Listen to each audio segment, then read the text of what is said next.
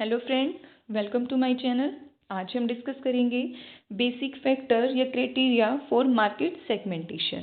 जैसे कि last video में हमने पढ़ा था मार्केट सेगमेंटेशन क्या है। मार्केट सेगमेंटेशन एक इंटरेस्टिंग और यूजफुल टूल है जिसमें मार्केटर मार्केट को अलग अलग सेगमेंट में डिवाइड करता है, जिस बेसिस पर वो अपनी मार्केटिंग एक्टिविटीज़ को परफॉर्म कर सकता है। तो आइए आज हम डिटेल में उन्हीं फैक्टर्स की बात करेंगे जिस बेसिस पर मार्केट सेगमेंटेशन किया जाता है। इसे हम 5 कैटेगरी में डिवाइड करते हैं: geographic segmentation, demographic segmentation, psychographic segmentation, marketing base और कंज्यूमर बिहेवियर बेसिस। इसमें सभी फैक्टर में फर्दर हम उनमें कुछ कंटेंट्स को इन्वॉल्व करते हैं, जैसे कि फॉर एग्जांपल जियोग्राफिक सेगमेंटेशन को हम आगे फर्दर डिवाइड कर सकते हैं area, region, climates, city size और डेंसिटी के बेसिस पर। ऐसे ही मार्केटिंग बेस में भी हम फर्दर कुछ पॉइंट्स को इन्वॉल्व करेंगे, जैसे कि degree of competition, channels of distribution, और इन्हीं बेसिस पर हमारा मार्केटर अपने कंज्यूमर को, अपने टोटल मार्केट को एक ग्रुप में, होमोजीनियस ग्रुप में डिवाइड कर पाता है। तो आइए अब हम one by one in factors की बात करेंगे। फर्स्ट फैक्टर में हम इन्वॉल्व करेंगे जियोग्राफिक सेगमेंटेशन। ये सेगमेंटेशन का बहुत ही पॉपुलर और यूज़ किए जाने वाला फैक्टर है। जैसे कि हम इसमें इन्वॉल्व करते हैं, इसमें हम टर्म्स को, अलग अलग टर्म्स को यूज़ करेंगे, जैसे एरिया, रीजन। अगर मार्केटर एरिया को चूज़ करता है तो एरिया को स्टडी करते टाइम उसे ये ध्यान में रखना होता है कि उसे इंटरनेशनल लेवल तक अपने प्रोडक्ट और सर्विसेज प्रोवाइड करनी है, नेशनल लेवल तक या लोकल लेवल तक। हम जियोग्राफिक सेगमेंटेशन में एग्जाम्पल के तौर पर क्लाइमेट्स को अगर ध्यान में रखते हैं, तो क्लाइमेट्स को ध्यान में रखते हुए वहाँ के वेदर को स्टडी करना, क्लाइमेट्स को जानना बहुत ज़्यादा ज़रूरी है, क्योंकि हमारा मार्केटर अगर कूलर और एयर कंडीशनर प्रोडक्ट प्रोवाइड करता है तो वो हिली एरिया में अपने प्रोडक्ट्स को सेल नहीं कर पाएगा। और सेकेंड, अर्बनाइजेशन के बेसिस की अगर हम बात करें तो हम उसमें स्टडी, हमारा मार्केटर उसमें स्टडी कर सकता है। जैसे अर्बन एरिया में ज़्यादातर लोग वेल एजुकेटेड होते हैं, हाई इनकम लेवल वाले होते हैं, मोबिलिटी होती है उनके बाइंग बिहेवियर में। तो इस तरह से इन्हीं पैटर्न के बेसिस पर वो प्रोडक्ट के अंदर वेराइटी चाहते हैं, जैसे रेडीमेड्स, गारमेंट्स हैं, शूज़ हैं, कॉस्मेटिक प्रोडक्ट हैं। वहीं दूसरी तरफ रूरल पीपल्स की अगर हम बात करें, रूरल एरिया में जो पर्सन होते हैं वो ज़्यादातर अपने नेसेसिटी जो गुड्स हैं, नेसेसरी गुड्स हैं, वो उन्हीं तरह का उनका बाइंग पैटर्न रहता है। वो ज़्यादा कॉन्शियस और इंटरेस्टेड होते हैं कि वो अपनी नेसेसिटी, जो उनकी ज़रूरतें हैं, सिर्फ उसी के हिसाब से अपने प्रोडक्ट और सर्विसेज को बाय कर सकें। सेकेंड फैक्टर की अगर हम बात करें, सेकेंड फैक्टर है हमारा demographic segmentation. Demographic segmentation marketers try करता है कि अपने ग्रुप्स को वो डेमोग्राफिक वेरिएबल्स के बेसिस पर भी डिफ्रेंशिएट करें। जैसे फॉर एग्जांपल हम इसमें कंटेंट इन्वॉल्व करते हैं age, sex, family size etcetera. तो इसमें डेमोग्राफिक फैक्टर्स में अगर हम एग्जांपल इसमें इन्वॉल्व कर सकते हैं, जैसे जेंडर बेसिस इसमें हम मेल और फीमेल और आगे फर्दर सबसेक्शन भी इसमें निकाल सकते हैं।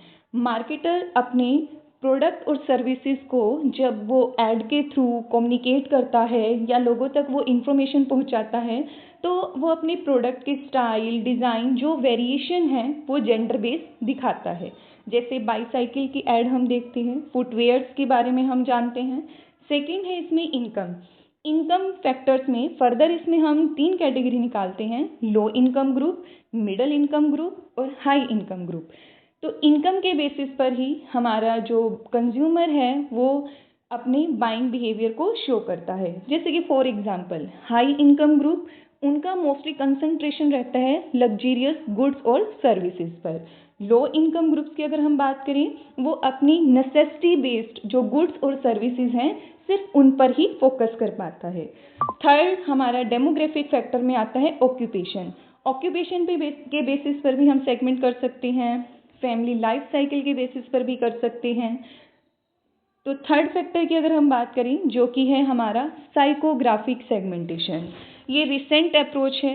जब भी मार्केटर मार्केट में सेगमेंट्स डिवाइड करता है तो उसे साइकोग्राफिक फैक्टर को भी स्टडी करना होता है। साइकोग्राफिक फैक्टर ये एक अप्रोच है जिसमें कस्टमर की पर्सनैलिटी, उसकी लाइफ, इन सभी फैक्टर्स को स्टडी किया जाता है। इस फैक्टर में सबसे ज़्यादा कॉम्प्लेक्सिटी होती है क्योंकि पर्सन की पर्सनैलिटी, उसके एटीट्यूड, उनको जज करना बहुत ही मुश्किल काम है। आज के दौर में अगर हम बात करें, हमारा जो कस्टमर है, बायर है, कंज्यूमर है, वो अपनी पर्सनैलिटी, सेल्फ इमेज, उन सब के लिए बहुत ही ज़्यादा कॉन्शियस हो चुका है। वो product to product, services to services अपने डिफरेंट बिहेवियर को वो शो करते हैं। इसीलिए मार्केटर को इस सेगमेंट को बड़े ही ध्यान से स्टडी करना होगा। इसमें मोस्टली ये देखा जाता है हाउ पीपल एक्ट। एक पर्सन जो है वो किस तरह से बिहेव को शो करता है, उसके बिहेवियर को शो करने का रीज़न क्या है। तो मार्केटर को इसमें साइकोग्राफिक बेसिस में मार्केटर को अवेयर होना पड़ेगा। जब वो डाटा को इकट्ठा करता है, एनालाइज करता है, तो वो प्रॉब्लमेटिक होना चाहिए। मीन्स जो कंज्यूमर की प्रॉब्लम्स हैं, उनकी पर्सनैलिटीज़ के रिगार्डिंग, लाइफस्टाइल के रिगार्डिंग, एटीट्यूड के रिगार्डिंग, तो वो प्रॉब्लमेटिक हो ताकि उनकी प्रॉब्लम का सल्यूशन सही तरीके से प्रोवाइड किया जा सके। और साथ ही ये मेथड बाकी सेगमेंटेशन के थ्रू कॉस्टली पड़ता है। इसमें हम एग्जाम्पल के तौर पर इन्वॉल्व करते हैं पर्सनैलिटी को जज करना बहुत ही डिफ़िकल्ट टास्क है।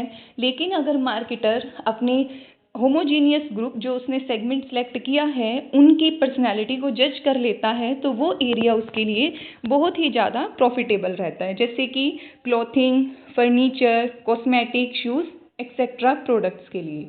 लाइफस्टाइल को हमने लास्ट वीडियो में डिस्कस किया है कि अपने लाइफस्टाइल को ध्यान में रखकर ही एक कंज्यूमर प्रोडक्ट और सर्विसेज की डिमांड करता है। अब लाइफस्टाइल के बेसिस पर हम कंज्यूमर को कुछ ग्रुप्स में डिवाइड कर सकते हैं, जैसे कि सिंगर्स। ये वो पर्सन हैं जो लेटेस्ट प्रोडक्ट की डिमांड करते हैं, means who seeks latest product. ये जो लेटेस्ट एडवांस टेक्नोलॉजी से रिलेटेड प्रोडक्ट्स होते हैं, ये उन्हीं की ज़्यादातर डिमांड करते हैं। सेकेंड है स्टेटस सीकर। ये वो बायर हैं जो हाई स्टेटस को कहीं ना कहीं प्रोडक्ट और सर्विसेज में देखना चाहते हैं, मीन्स वो एक रिफ्लेक्ट करते हैं हाई स्टेटस को। थर्ड कैटेगरी हम इसमें इन्वॉल्व करते हैं plain juice, who seeks ordinary and simple product. ये वो कैटेगरी के पर्सन हैं जो बहुत ही सिंपल और ऑर्डिनरी प्रोडक्ट्स की डिमांड करेंगे। तो कंज्यूमर की इन्हीं लाइफस्टाइल को देखते हुए, जैसे कि फॉर एग्जांपल ऑयल, बहुत सारे लोग हेल्थ कॉन्शियस हो चुके हैं, अपनी हेल्थ के साथ वो किसी भी तरह का कॉम्प्रोमाइज़ करना पसंद नहीं करते। इसीलिए बहुत सारे जो हमारे मार्केटर हैं, जैसे कि एट प्रेजेंट हम बहुत सारी टीवीज़ में ऐड देखते हैं, सोया ऑयल की ऐड देखते हैं, जो हमें बहुत सारी डिसीज से प्रोटेक्ट करता है। नेक्स्ट फर्दर हम इसमें इन्वॉल्व करेंगे मार्केटिंग बेस सेगमेंटेशन बनाते समय हमें देखना होता है कि मार्केट की कंडीशन क्या है। ये भी एक इम्पॉर्टेंट फैक्टर है, हम इसे स्किप नहीं कर सकते। तो मार्केटर को इस सेगमेंट को, इन बेसिस को स्टडी करना भी कंपलसरी हो जाता है। इसमें हम इन्वॉल्व करेंगे डिग्री ऑफ कंपटीशन। जिस भी कैटेगरी में कंज्यूमर अपने फर्म्स में जो वो एक्टिविटीज़ परफॉर्म करेगा, जो प्रोडक्ट का वो प्रोडक्शन करेगा, उसमें कंपटीशन कितना है, लो है, हाई है, मॉडरेट है या जीरो कंपटीशन है। और उसी बेसिस पर हमारा मार्केटर उसी तरह के marketing plan, marketing programmes, marketing activities को परफॉर्म करता है। नेक्स्ट हम इसी में इन्वॉल्व करेंगे चैनल ऑफ डिस्ट्रीब्यूशन। ये डिपेंड करता है nature of product and services. जैसे कि वन लेवल डिस्ट्रीब्यूशन को यूज़ किया जा सकता है, जिसमें सिर्फ और सिर्फ रिटेलर को इन्वॉल्व किया जाएगा। Two level channels of distribution होते हैं, जिसमें होलसेलर और रिटेलर इन्वॉल्व होंगे। कुछ चैनल हमारे मल्टीपल होते हैं, ये भी डिपेंड करता है प्रोडक्ट की नेचर कैसी है। फिर फर्दर हम इसमें मिडल मैन्स को इन्वॉल्व करते हैं, जैसे सेल्स एजेंट होते हैं, होलसेलर हैं, रिटेलर हैं। ऐसे ही हमारी चेन जो है वो उसमें बनती चली जाएगी। नेक्स्ट है इसमें buyers with price conscious. At present consumer price conscious है, अगर वो किसी प्रोडक्ट के लिए ज़्यादा प्राइस देने के लिए अगर वो राजी भी हो जाता है तो वो अपने मॉनेटरी सेटिस्फेक्शन को प्रोवाइड करने के साथ साथ वो ये चाहेगा कि उसी लेवल की उसे सेटिस्फेक्शन भी मिले। नेक्स्ट फैक्टर हम इसमें इन्वॉल्व करेंगे कंज्यूमर बिहेवियर बेसिस। ये हमारा लास्ट फैक्टर है। कंज्यूमर बेसिस को हम फर्दर डिवाइड करते हैं 3 कैटेगरीज में। फर्स्ट है इसमें usage rate, second benefit response and third है लॉयल्टी रिस्पॉन्स। यूसेज रेट में अगर हम बात करें, जो फ्रीक्वेंसी है प्रोडक्ट को यूज़ करने की, जैसे फॉर एग्जांपल कस्टमर जो हैं वो पर्टिकुलर ब्रांड के लिए बहुत ज़्यादा कॉन्शियस हो जाते हैं, तो वो उस ब्रांड को बार बार यूज़ करते हैं, अपने लॉयल्टी उसके लिए शो करते हैं। तो यूसेज रेट को भी हम कुछ कैटेगरी में डिवाइड करेंगे, जैसे हैवी यूजर्स ग्रुप और सेकंड है non users group. Heavy users में स्मॉल इन नंबर्स होते हैं, लेकिन but show high percentage of the consumption. ये स्मॉल नंबर में होंगे, लेकिन जब ये उनकी फ्रीक्वेंसी को बढ़ा देते हैं तो वो कहीं ना कहीं उनका कंजप्शन लेवल उसी ब्रांड के लिए बहुत ज़्यादा बन जाता है। सेकंड है non users group.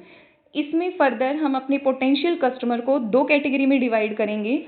Do not use the product means वो पर्सन जो मार्केटर के प्रोडक्ट को परचेज नहीं करते।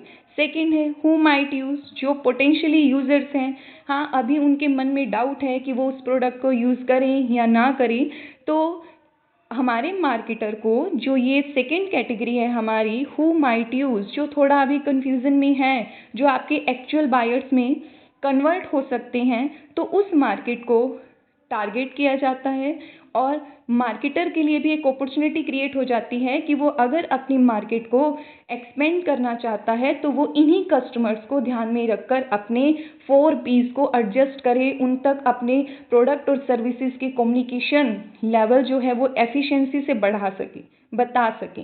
नेक्स्ट हम इसी में इन्वॉल्व करेंगे बेनिफिट रिस्पॉन्स। बेनिफिट रिस्पॉन्स का मतलब होता है means consumer buy a particular product they have their expectations हमारी जुड़ जाती है।